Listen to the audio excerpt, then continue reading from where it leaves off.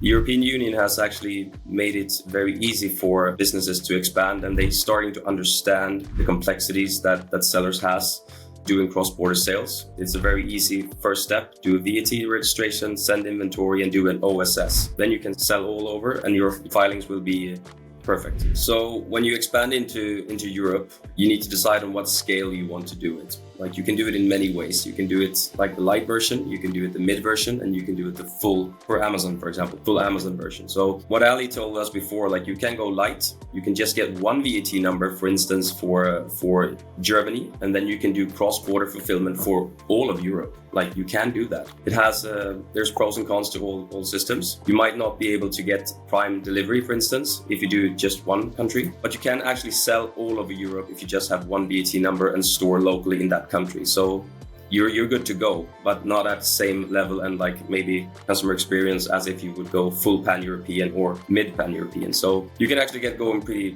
easily here. So one VAT number, and then you need to register for OSS, which we of course help you with. OSS is something that is brought to by the European Union to simplify how we file taxes and sales tax basically in the European Union for marketplaces. So if you have a VAT number in Germany and sell to Spain, you just register for OSS and you just pay the VAT in Germany, and they will send that money that's being owed to the Spanish authorities through a platform and a system. So it's very simple, and Avast can help you with that. So the European Union has actually made it very easy for businesses to expand, and they're starting to understand the complexities that sellers has doing cross-border sales. It's a very easy first step. Do a VAT registration, send inventory, and do an OSS. Then you can sell all over, and your filings will be perfect. You use services like we can provide. Then you can also do the full pan-European, like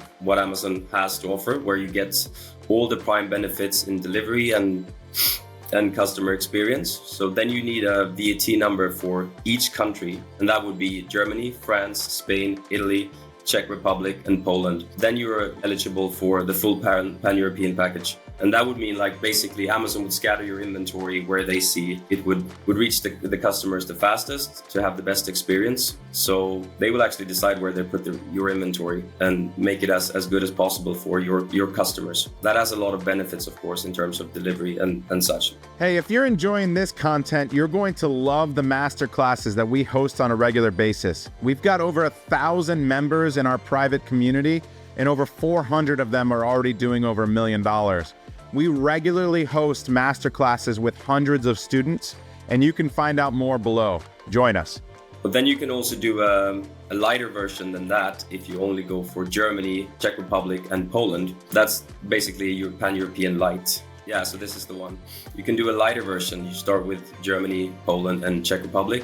You will get prime eligibility, and you will be able to fulfill the orders for your customers as fast as with pan-European in this region. And you can also, of course, sell to all of the countries in the European Union. Comes with the benefit of lower fees for these specific countries. As you can see here, the example is 26 cents lower fulfillment cost, and that is a good thing. But basically, you can choose what level you want to start on. Like, you want to start, like, enter the market, try one VAT number and local storage, and then just do cross-border. You want to do this version when you try that, expand a bit more, get some benefits, or do you want to do the full pan-European to really scale your business and get the maximum out of Amazon's programs and cost saving and time saving, of course. So there's many ways to go here, and in combination with the OSS, like how we file for taxes in the European Union for marketplace sellers, it's actually very simple. So don't be scared of Europe. There's just you need to choose what way you start, basically. I think a lot of people will notice as well, they'll begin to notice when we go through a couple more of these slides, that everything seems to be centered around Germany.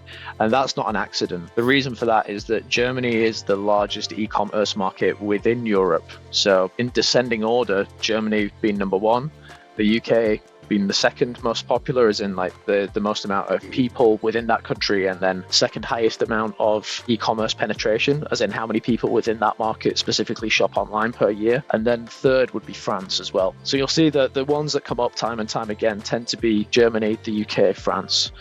So they tend to be the places where people want to get set up initially. Yeah. And with this, just to sort of echo what Mark is saying, basically, if you decide that you want to then store your goods within Germany and utilize the Central European program, you get a VAT number in Germany, but then you can also get a VAT number in either just the one just to the right is the Czech Republic, and then the one to the larger one to the right is Poland. But if you store in either one of those countries, the fulfillment costs are much cheaper than storing in Germany, but the fulfillment centers within Czech Republic and Poland are placed strategically near to the border of Germany so that it allows for easy access back into Germany, so you can get easy access to customers who are based there. Because it's EU, like the trucking, once you get it into EU, It's like driving from Florida to Georgia. It's amazing. You know, Yeah. So, but it's significantly cheaper to store in one country than the other, and it's a short truck ride. yeah. But it's very easy to get going in the European Union just by getting a VAT number in Germany and start there and see where your clients are. So Germany allows you VAT in Germany allows you to sell in how many countries? You could do. Okay, now we don't have the border. But if you're an overseas business, so anybody on this call who's US based and they're selling on Amazon, you'll actually get to use Amazon's OSS registration. So if you're just selling on Amazon, you'll use their OSS. So if OSS is a terminology that nobody's heard of before, Never heard. it stands for one-stop shop. So it's basically one filing for your sales VAT for all the rest of the countries within the EU. So if you have a German VAT number, that means you can store your goods within Germany. If you have an OSS registration, that means that any distance sales you do, so from Germany to France, for example, or from Germany to Spain or Germany to Italy, that's a distance sale because you're selling from one country into different countries. So the sales VAT for all of those distance sales will go underneath the OSS.